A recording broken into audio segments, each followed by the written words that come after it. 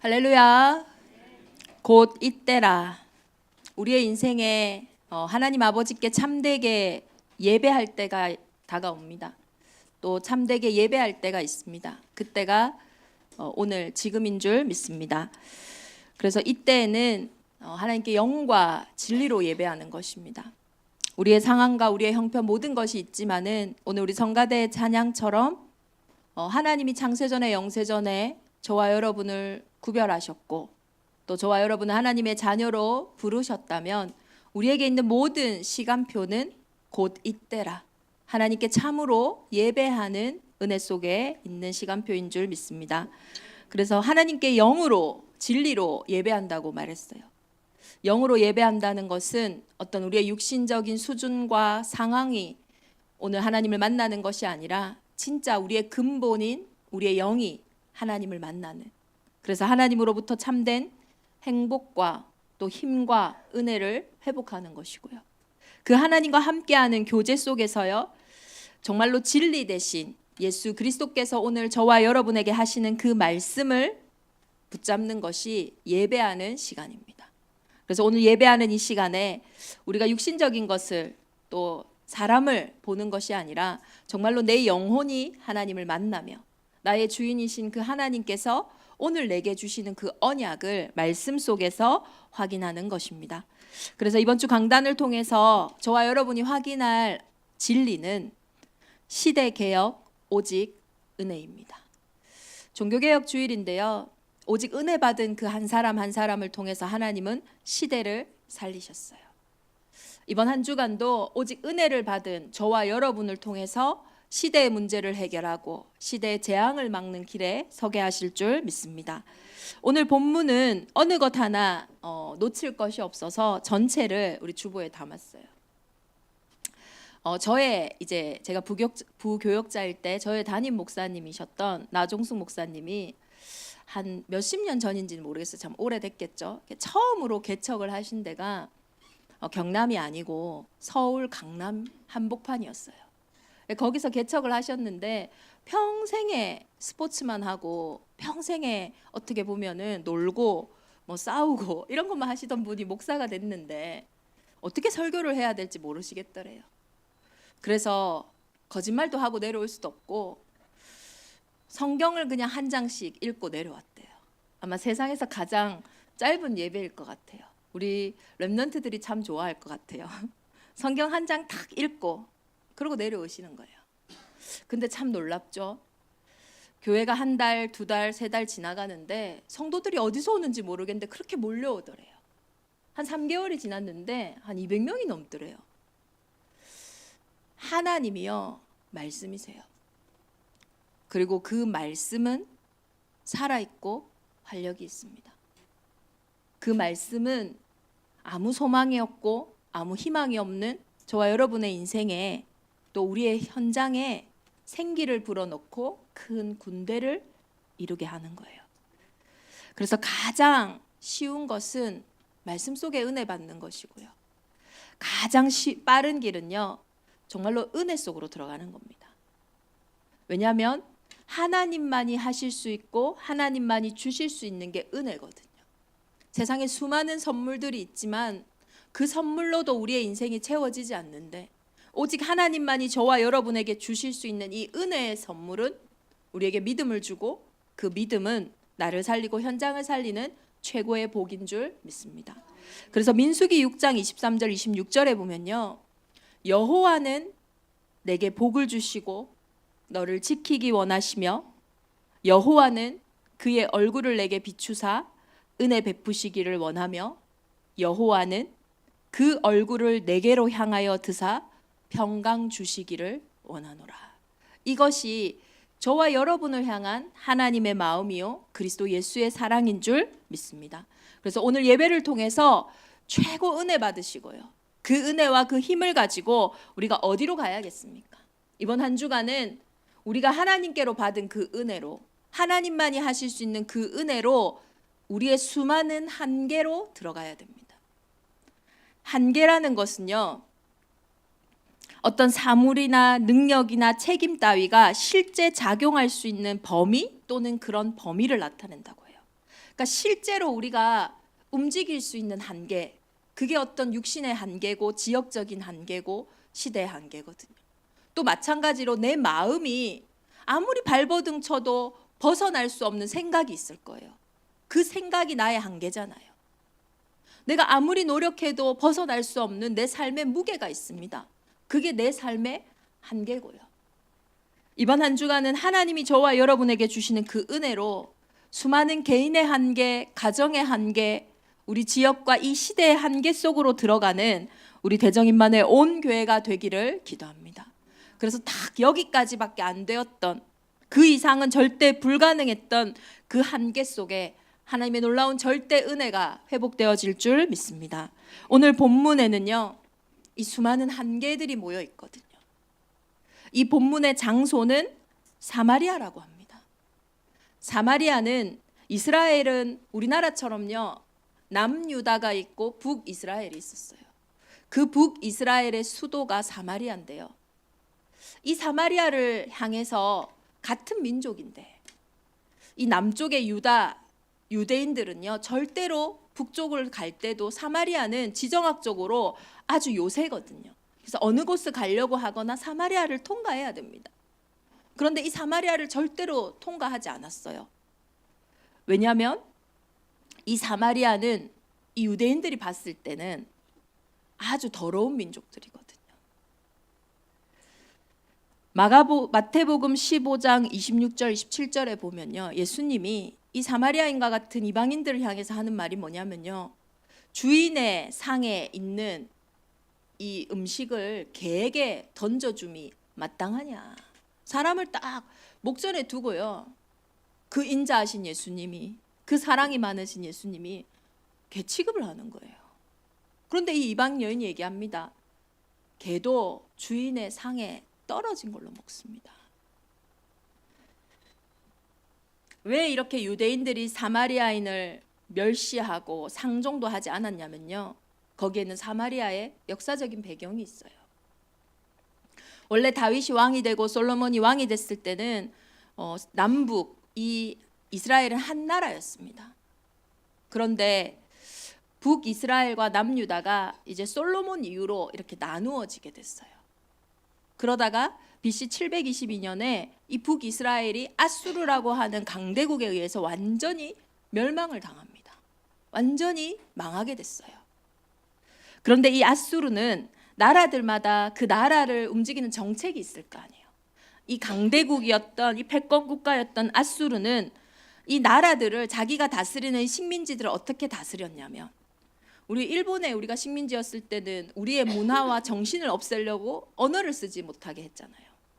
근데 이 아수르는 각 나라들마다 이렇게 민족을 통혼을 시켰어요. 그래서 그 나라의 정체성을 가지지 못하도록 혈통과 문화, 종교 이런 것들을요, 다른 민족들 간에요 다 섞어버렸어요. 그래서 본래의 정체성을 잃어버리도록. 보니까 아프리카도요, 부족 간의 갈등이 되게 강하더라고요. 그러니까 이 부족 간의 갈등을 없애려고 이 중고등학생 학생들이요, 집의 지역이 아닌 지역을 넘어서 학교를 가요. 왜냐하면 각 부족들마다 결혼을 해서, 아니 그래도 내 아내의 부족인데 전쟁할 수 있겠습니까? 내 자식의 핏줄인데 뭐 전쟁이 되겠냐고요. 그렇게 부족 간의 갈등을 완화시키더라고요. 그러니까 아수르라는 나라도 각 나라를 다스리는데 이렇게 각 민족들을 섞어버린 거예요. 그러니 혈통이 중요하고 민족이 중요한 유대인들에게 이 나라가 혼합되어져 있는 이 북이스라엘 사람들은요, 사마리아인들이라고 하는 이 사람들은요, 사람도 아닌 거예요. 왜? 이들은 유대인에게 구원이 있고 이들은 유대인에게 은혜가 있는 자기만의 사상이 있거든요. 그러니까요, 사마리아 쪽은 쳐다도 안 봅니다. 지나가지도 않아요. 얼마나 멸시했는지 몰라요. 근데 오늘 이 본문에 예수님이 사마리아 여인에게 지금 말을 건 거예요. 나에게 물 좀 달라. 그러니 사마리아 여인이 딱 예수를 보니까 유대인이거든요. 이야기하는 거예요. 원래 유대인들은 사마리아인가 얘기하지 않는데 어찌하여 당신은 사마리아 여자인 나에게 물을 달라 하나이까. 그 당시에 완전히 이렇게 지배가 되었던 생각과 그 사상 속에, 그 한계 속에 오늘 예수님이 말을 거신 거예요. 이번 한 주간 저와 여러분에게도 사마리아와 같이 내 인생에 절대 접근하지도 않고 쳐다보지도 않은 수많은 한계들이 있습니다. 그 한계 속에 내 열심이, 내 노력이, 내 수준이, 내 기준이 말을 걸어서는요, 답이 없어요. 오늘 예수님이 그 문제 속에, 그 한계 속에 찾아오셔서 말을 거신 것처럼 우리의 인생의 수많은 한계 속에 그리스도 예수의 말씀이 회복되어질 줄 믿습니다. 그런데 지금 제가 말씀드린 이 사실은요, 역사적인 사실이고 진짜 사마리아의 한계가 뭐냐면요, 진짜 문제는요, 다른 곳에 있었어요. 사마리아인들이 지금 아수르 나라가 멸망시켜서 자기 민족을 혼합시켰기 때문에 지금 이방인 취급, 개 취급을 당하는 게 아니에요. 우리는 이 문제가 생겼기 때문에, 이 아픔이 있기 때문에 지금 내가 무너졌고 상처받았고 갈등하고 한계가 생겼다고 생각해요. 그런데 진짜 한계는 거기서 온 게 아니었습니다. 아수르 때문이 아니었어요. 진짜 문제는 역대하 10장 16절에 보면 온 이스라엘은 왕이 자기들의 말을 듣지 아니함을 보고 왕에게 대답하여 이르되 우리가 다윗과 무슨 관계가 있느냐, 이새의 아들에게서 받을 유산이 없도다. 진짜 문제는 여기 있어요. 북이스라엘과 남유대가 갈라지게 된 결정적인 사건입니다. 이스라엘 민족들은요, 어느 날 생각했어요. 왜 자꾸 다윗의 후손들이 왕이 되는 거냐? 왜 자꾸 유다 지파에서만 왕이 나오는 거냐? 12지파가 있는데 골고루 여러 지파들이 해야 되는 거 아니냐? 그리고 전쟁에서는 유다 지파보다 다른 지파들이 훨씬 싸움도 잘하거든요. 우리가 왕권을 가져야지. 왜 맨날 다윗의 자녀들만 왕이 되냐? 너무 맞는 말이죠. 너무 객관적인 말입니다. 그런데 사실 이 말의 영적인 배경은 뭐냐면 이들은 오실 메시아 그리스도를 잃어버렸다는 거예요. 창세기 49장 8절에서 12절에 보면 야곱이 12지파에게 축복을 내립니다. 그때 유다 지파에게 한 말이에요. 규가 유다를 떠나지 아니하며, 이 규는 통치자의 지팡이입니다. 이 통치자의 지팡이가 그 발 사이에서 떠나지 아니하기를 실로가 오시기까지 이르리니 그에게 모든 백성이 복종하리로다. 유다 지파에게는 무엇을 약속하셨냐? 너에게는 왕권이 있다. 실로라는 곳은 이스라엘 민족이 하나님을 만나던 장소였어요. 근데 이것을 인격화한 거예요. 다시 말해서 우리가 하나님을 만날 수 있는 그 예수 그리스도가 올 때까지 나는 유다 지파 떠나지 않을 거야. 유다 지파를 통해서 메시아가 오실 거야. 유다 지파를 통해 구원자가 오실 거야. 이걸 말하는 거예요. 그런데 아까 뭐라고 했습니까? 북이스라엘 사람들은요, 다시 말해서 여로보암의 길에 쓴 사람들은요, 나는 유다 지파 필요 없어. 이 말은 나는 그리스도 필요 없어. 더 정확하게 얘기하면 이 문제는 사람의 문제지 이 문제는 영적인 문제 아니야. 이 문제는 경제 문제지 이 문제는 그리스도가 필요한 문제가 아니야. 이 문제는 세상 문제지, 자녀 문제지, 가족 문제지, 이게 어떻게? 그리스도가 필요한 문제야. 나는 유다 지파 필요 없어. 나는 다윗에게서 받을 언약이 없어. 사무엘하 7장에 보면 다윗의 언약이 나옵니다. 다윗의 집과 다윗의 나라를 하나님이 영원히 보존하시고 내 왕위가 영원히 경고하리라 하셨어요. 다윗은 사람입니다. 다윗은 과거 없어요. 그런데 어떻게 다윗의 왕위가 영원히 보존됩니까? 그거는요, 다윗의 후손으로 오실 참 왕, 만왕의 왕 예수 그리스도를 말씀하시는 거예요. 그런데 오늘 이 북이스라엘 사람들은요, 나는 다윗에게 받을 유업이 없다. 나는 그리스도와 상관없다. 나는 그리스도가 필요 없다. 이걸 얘기한 거예요. 아수르로 인해 사마리아가 멸망당한 그 문제를 얘기하는 게 아니에요. 진짜 문제는 멸망당할 수밖에 없는 언약을 놓친 그들의 근본 상태가 있었다라는 거예요. 한계는 이렇게 만들어집니다. 한계가 올 수밖에 없는 상태가 먼저 왔다는 거예요. 그것은 하나님을 떠난 상태요. 그 상태는 죄의 상태예요. 죄로 인해 개인의 운명과 사주팔자가 정해졌다니까요. 그게 인생의 한계입니다. 지역의 우상으로 인해서 지역의 운명 사주팔자가 정해져요. 그게 지역의 한계예요. 시대의 우상으로 인해, 시대의 죄로 인해 시대의 한계가 정해졌다니까요. 이 지옥 배경에 우리는요, 힘들고 어렵고 안 될 수밖에 없는 게 당연한 거예요. 얼마나 비참합니까? 사마리아인들의 이 비참한, 진짜 사람 취급도 못 받는 게 얼마나 비참하냐고요.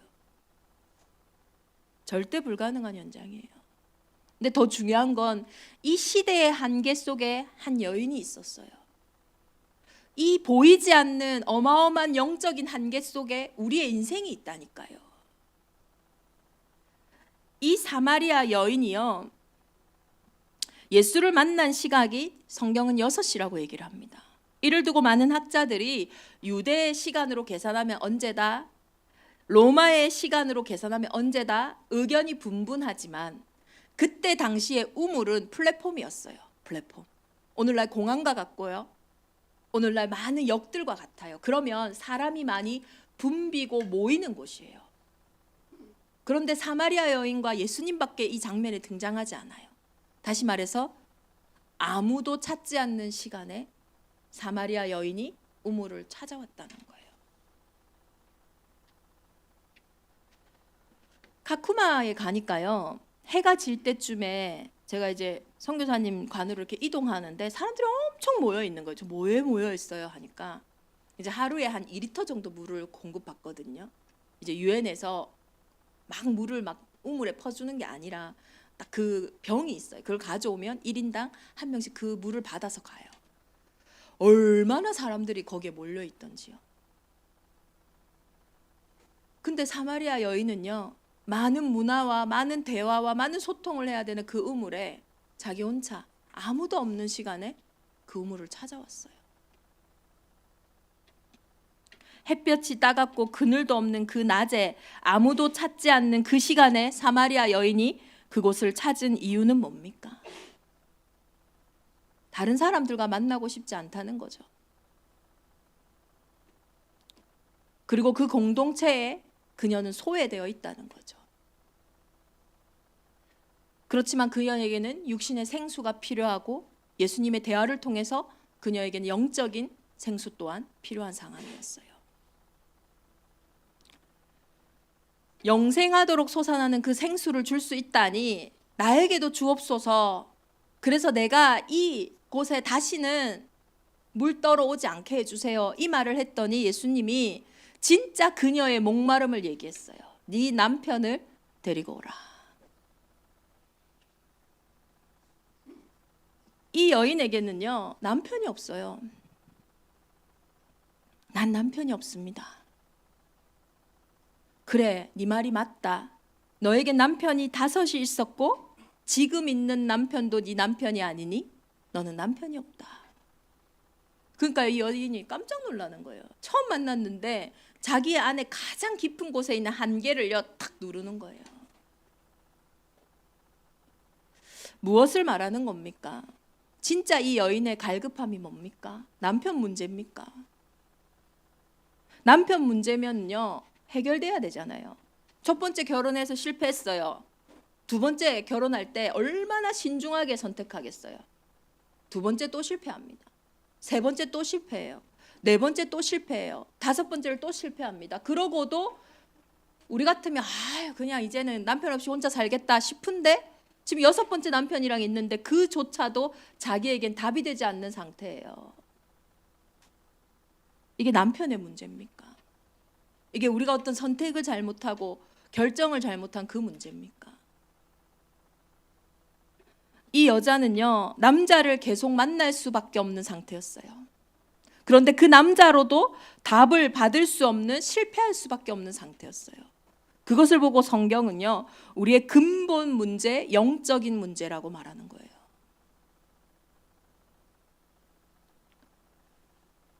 근본이 바뀌지 않는 이상 이 여인의 운명은 바뀔 수가 없어요. 남자를 100명 만나 1000명 만나도요 될 수가 없어요. 저와 여러분에게 있는 그 갈급함, 우리가 해결해 보려고 이 방법 저 방법 여러 방법을 써봐도 해결되지 않는 그 이유는 그 문제가 눈에 보이는 그 문제가 아니기 때문이라는 거예요. 이 여자가 왜 남편을 계속 만나겠을까요? 외로웠겠죠. 뭔가 두려웠겠죠. 뭔가 어려웠겠죠. 그런데 그 근본 외로움은 어디서 왔냐는 거예요. 성경은 말하고 있습니다. 하나님을 떠난 그 상태가요, 이미 우리에게 외로움이 왔다니까요. 여러분 한번 생각해 보세요. 친구가 없어도 외로운데 육신적으로, 영적으로 하나님의 형상인 저와 여러분이 하나님 없이 살아간다. 그 영적인 외로움은 무엇으로 채울 수 있습니까? 그 영적인 외로움으로 저와 여러분에게 찾아오는 공허함과 어려움, 그 갈급함은 무엇으로 채울 수 있냐고요. 사람이 채워줍니까? 돈이 채워줍니까? 오늘 이 본문에서는 그 어떤 것으로도요, 그 근본의 상태를 바꿀 수 없음을요 말하고 있는 거예요. 다른 것으로 채우려고 발버둥 칠수록요 더 저주와 더 재앙 속으로 들어가잖아요. 이 여인이요, 짧은 말이지만 그 인생이 보이지 않습니까? 내게 남편이 5이 있었고 지금 있는 남편도 내 남편이 아니다. 그 인생이 보이지 않냐고요. 얼마나 다른 것으로 채우려고 발버둥 치고 열심히 노력하고 했지만 번번이 실패했던 그 저주와 그 재앙, 그 운명의 한계를요 뭘로 바꿀 수 있냐고요. 하나님 떠난 상태를 다른 것으로 채우는 것을 성경은 죄라고 하고 우상이라고 해요. 그 상태는요, 저주와 재앙이요 계속 올 수밖에 없어요. 누가 이혼하고 싶었겠어요? 누가 3번째, 4번째, 5번째 하고 싶었겠어요? 그런데 그런 사건이 계속 생기는 거예요. 스스로도 이해가 안 돼요. 스스로도 설명할 수가 없으니까 사람을 만날 수가 없는 거예요. 스스로 고립될 수밖에 없는 거예요. 상황과 환경에 끌려갈 수밖에 없는 거예요. 정신을 아무리 차리려고 해도요 차릴 수가 없어요. 이게 영적인 문제입니다. 그래서 결국은 스스로 고립되어지는, 완전히 무너진 그 인생, 아무도 없는 시간에 그 우물가를 찾아가야 했던 그 여인의 그 상태가요 눈에 보이지 않는 사단의 일이라는 거예요.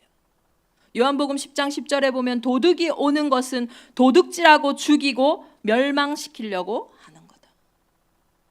결국은요 우리의 그 영적인 외로움과 그 영적인 불안과 두려움을 통해서 끊임없이 저와 여러분의 인생을요 도둑질한다니까요.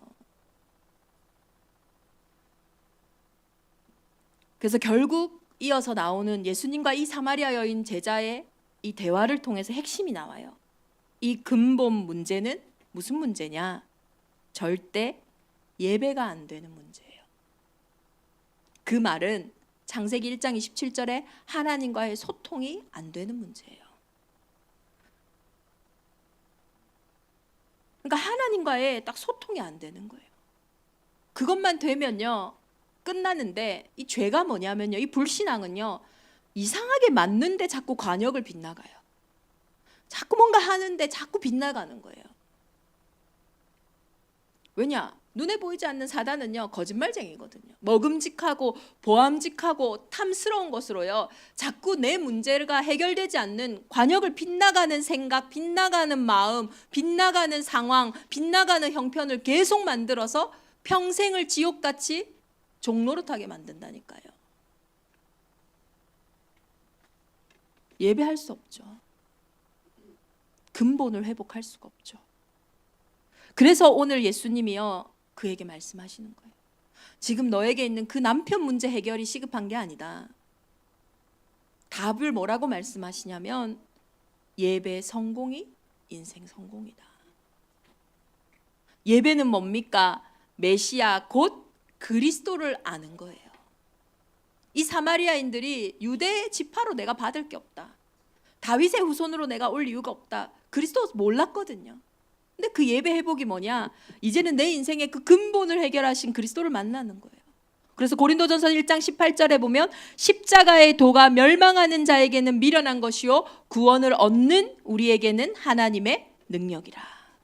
누가 십자가를 지셨습니까? 이때 당시에요. 예수님 당시에 십자가는 사형틀이에요. 거기에는 예수님 말고도 수많은 사형수들이 십자가를 지었어요. 그런데 왜 예수에게만 그 십자가가 하나님의 능력입니까? 우리에겐 수많은 문제가 있습니다. 똑같은 그런 문제가 있지만 왜 예수 그리스도 안에 있는 그 문제는 구원을 얻는 하나님의 능력입니까? 그 예수는 여자의 후손으로 이 땅에 오신 그리스도이기 때문이에요. 성령으로 이 땅에 오신 거예요. 죄 없는 몸으로 이 땅에 오셔서 십자가를 지신 거예요. 그 속에 모든 죄와 저주 사망을 꺾으셨어요. 이것을 알 때 사단의 머리가 박살나는 겁니다. 그때 모든 배경, 모든 흐름이 무너지고 나와 상관없이 끌려갔던 그 여자가 5번이나 6번이나 자신의 인생을 반복하면서 계속 한계지였던 첫 번째 결혼도 똑같은 한계, 두 번째 결혼도 똑같은 한계, 그 벗어날 수 없었던 그 한계가 그리스도 예수 안에서 완전히 해방을 받은 거예요. 그 십자가의 도, 그 여자의 후손이 십자가를 지심으로 저와 여러분의 인생의 모든 죄악과 저와 여러분의 인생의 모든 허물이 끝났음을 정말로 우리가 확인해야 되는 거예요. 그래서 이사야 53장 5절에서 6절을 보면요, 그가 찔림은 우리의 허물 때문이에요.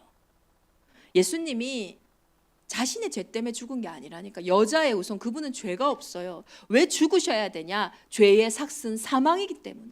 우리의 죄 문제를 위해서 그가 죽으심으로, 그가 상함은 우리의 죄악 때문이라. 그가 징계를 받음으로 우리는 평화를 누리고 그가 채찍에 맞음으로 우리는 나음을 얻었도다.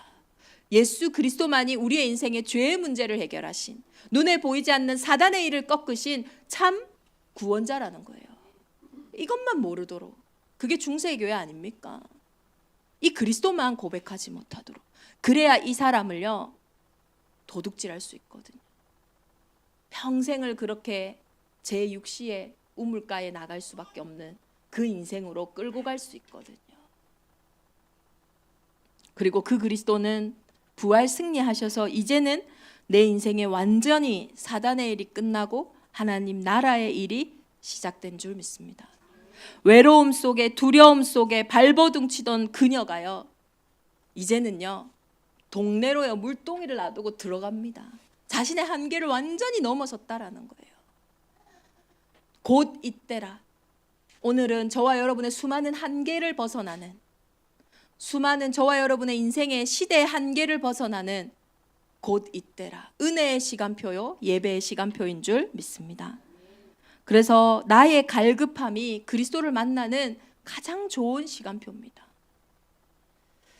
이번 주에 새롭게 하소서의 어떤 프로그램을 누가 저에게 보내주셨어요. 한번 보라고.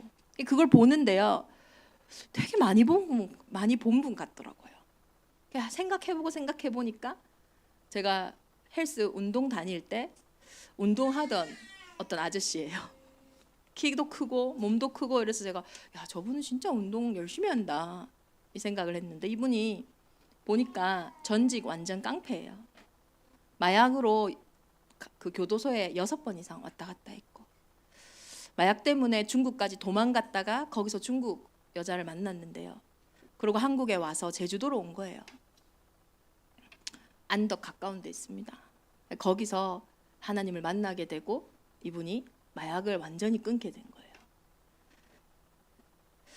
근데 이분이, 내가 생각을 해보니까 세상에서 내가 태어나서 제일 잘못한 일은, 제일 문제는 마약을 한 거고, 제일 잘한 일은 뭐냐면 지금 내가 마약을 끊은 건 거예요. 그래서 그분이 마약 중독자에서 지금은 마약 재활 시설의 센터장이 되어 있더라고요. 저와 여러분의 인생에 절대 불가능한 그 일이요, 나의 절대 갈급한 그 일이요, 사마리아 여인이 5번, 6번 남편을 찾아 헤맸던 그 일이 사마리아 여인에게 최고의 증거가 되어졌어요. 우리의 절대 불가능이 오직 그리스도 예수로 인해 절대 가능해, 이때의 시간표인 줄 믿습니다. 이번 한 주간 우리의 한계를 정말로 넘어서는, 다른 것으로 넘어설 수 없어요. 예수님이 앞서서 얘기하시죠. 내가 주는 물을 마시는 자는 영원히 목마르지 아니하리니. 남편을 찾아 헤맬 필요 없어. 그 외로움을 해결하려고, 그 불안함을 해결하려고, 그 한계를 해결하려고 찾아 헤맬 필요가 없어. 내가 주는 이 물 속에 나오는 영생하도록 솟아나는 그 샘물. 이 샘물을 먹은 자는 이제는요, 어떤 사람을 만나도 상관없는, 그리고 그를 살릴 수 있는 하나님의 사람이 된 거죠. 이번 주에 제가 이호태우 해수욕장을 이제 한 2번을 걸었어요. 근데 이번 주는 참 이렇게 파도가 많이 몰려오더라고요. 끝이 없어요. 저를 와서 탁 때리고 또 좀 있다가 때리고 또 좀 있다가 때리고, 끝없이요 바닷속에서요 파도가 몰려오는 거예요. 그거하고 어떻게 비교할 수 있겠어요? 요한복음 13장 1절에 그리스도께서는요 세상에 있는 자기 사람을 사랑하시되 끝까지 사랑하신대요. 여전히 우리는 연약하고, 여전히 우리는 한계가 너무 많고, 여전히 불가능한 사람들이지만 하나님은 저와 여러분의 인생을 끝까지 사랑하시면서요 그 파도와 비할 수 없는 은혜를, 그 파도와 피할 수 없는 힘을요 계속 공급해 주시는 거예요. 얼마 전에 소년이 전도인 저한테 그런 보름을 하는 거예요. 목사님, 이번 주에 우리 경건회를 했는데 신학교는 이제 매일 예배를 드리잖아요. 그 경건회 예배 때 어떤 목사님이 예배를요 3분 안에 끝냈대요. 야, 그래서 어떤 그런 실력자가 있나 제가 들어보니까요, 이 목사님이 돌멩이를 하나를 딱 가지고 와서는요 그 돌멩이에 물을 탁 붓더래요, 생수를. 이 돌멩이에 물이 안 들어간다. 우리 모습이 그런 거예요. 얼마나 굳어져 있는지, 얼마나 한계가 많은지요 안 돼요. 그런데요 하나님은요 계속 그 물을 부으시는 거예요. 에스겔서 11장 19절에서부터 21절의 말씀입니다. 우리의 문제에 우리가 두려워하고 우리의 갈급함에 우리가 걱정하지 않을 이유는 하나님은 끊임없이 우리를 사랑하시며 우리에게 한 마음을 주고 생명을 주며 돌 같은 저와 여러분의 마음을 제거하고 살처럼 부드러운 마음을 주시는 줄 믿습니다. 걱정하실 게 없어요. 내가 하는 게 아니니까요. 내가 해서 해결할 수 있는 그 영적인 문제가 아닙니다. 그리스도께서는 끝까지 저와 여러분을 사랑하시고 구원받은 하나님의 자녀를 끝까지 포기하지 않으시고 은혜 주시고 힘 주실 줄 믿습니다. 중요한 것은 오늘이 그 은혜를 회복할 곧 이때라. 영과 진리를 회복할 최고의 시간표인 줄 믿습니다. 그래서 이 시대개혁 오직 은혜의 시간표를 두고요, 우리는 불신앙의 질문이 아닌 진지한 질문을 해야 할 때예요. 예수님과 사마리아 여인이 대화하는 걸 보시고 제자들은 이상하게 여겼으나 어느 누구도 그것이 뭐 때문인지 질문하지 않았다고 해요. 반복되는 저와 여러분의 문제에 힘들어하고 상황과 형편에 우리가 불신앙하고 갈증은 느끼지만 이 상황과 이 형편을 허락하신 하나님 앞에 질문하는, 진지한 해답을 찾는 우리 대정인만의 온 교회가 되기를 예수 그리스도의 이름으로 축원합니다. 하나님은 살아계시고 하나님은 분명히 말씀으로 답을 주세요. 오늘 본문에 보면요, 사람들이 뭘로 예수님에게 답을 얻었냐면요, 예수의 말씀으로 말미암아 그를 믿었다고 했어요. 우리의 갈증은 다른 것으로 답이 될 수가 없어요. 쇼핑으로 안 됩니다. 사람을 만나도 안 돼요. 결혼으로도 안 돼요. 좋은 직장으로도 안 됩니다. 말씀으로 말미암아 저와 여러분에게 답을 주신다니까요. 여론의 신앙도 아니고 상황과 환경을 보는 신앙도 아니고 정확한 그리스도 예수의 말씀을 따라가는 우리 대정인만의 온 교회가 되기를 기도합니다. 그리고 그 말씀은 우리에게 증거를 줍니다. 그 증거로 와서 보라. 오늘 사마리아 여인이 들어가서요, 와서 봐라. 내 한계를 봤을 때는요, 내 갈급함을 봤을 때는 어떻게 보라고 할 수 있겠어요? 근데 그리스도 안에서 이제는 와서 봐라. 그때 수많은 사마리아인들이 나와 예수를 만나고 그 예수의 말씀으로 말미암아 구원을 얻고요, 이렇게 얘기합니다. 42절에 보면요, 그 여자에게 말하되 이제 우리가 믿는 것은 내 말로 인함이 아니다. 이는 우리가 친히 듣고 그가 참으로 세상의 구주신 줄을 알미라 하였더라. 저와 여러분의 인생의 증거는 우리의 모습, 우리의 상황도 아니에요. 우리가 믿는 것은 내 말로 인함이 아니니 이는 우리가 친히 듣고 그가 참으로 세상의 구주신 줄 알미라. 이번 한 주간 시대 개혁의 오직 은혜가 저와 여러분에게 회복되어져서 500년 전에 마틴 루터를 통하여 중세교회가 살아났던 것처럼 연약한 우리의 모습이고 갈급한 우리의 모습이지만 우리에게 은혜 주시고 그리스도 예수의 그 말씀으로 이 한 사람을 통해 사마리아 여인의 한계와 사마리아의 한계를 넘어서는 시대의 개혁의 응답을 주셨던 것처럼 저와 여러분의 인생의 그 문제, 개인의 문제가 아니고 시대의 문제입니다. 그 시대 개혁의 은혜 속으로 들어가기를 기도합니다. 우리 주신 말씀 붙잡고 이 시간 함께 기도하겠습니다. 곧 이때라. 상황 환경 핑계댈 게 없습니다. 곧 이때라. 언제나 어디서나 예배 속에서 수많은 한계를 넘어서게 하여 주옵소서. 곧 이때라. 은혜 중에 은혜는 예수가 그리스도요 그 그리스도가 나의 그리스도이심을 알게 하여 주옵소서. 곧 이때라. 수많은 한계 만난 시대를 살리는 와서 보라의 현장이 내 개인의 현장이요 우리 가정의 현장이요 우리 산업의 현장, 교회 현장 되게 하여 주옵소서. 우리 합심으로